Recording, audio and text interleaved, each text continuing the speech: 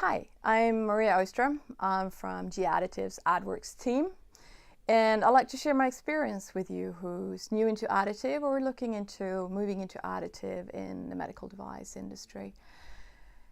And not every product is well suited for additive manufacturing, so it's really worth considering what extra value can it bring to my product or my process. And additive brings new possibilities or possibilities to increase the performance of the product itself. Of course, talking about medical implants, it's really central to have a good patient outcome, but that does not exclude including features or doing things with the design to facilitate for the surgeon or the manufacturing process. It may be a spinal implant with a very open structure to facilitate imaging, medical imaging and interpretation of those. Or it could be things like adding a rail or a feature on the implant to facilitate inspection, batch handling, etc. And those wins can really be achieved if you're looking at those really early in the process when designing your manufacturing or designing the piece itself.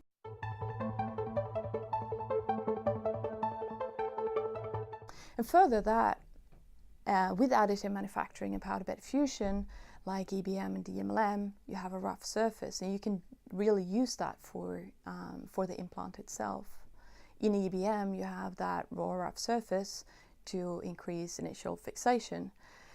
And in DMLM, for example, you can combine really rough patches with smooth areas in one manufacturing step.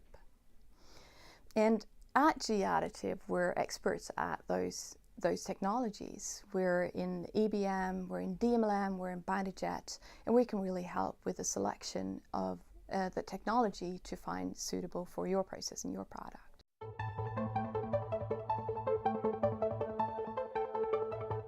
So all the way from the business case to technology selection, going to full-scale production through validation, AdWorks here to support that additive journey.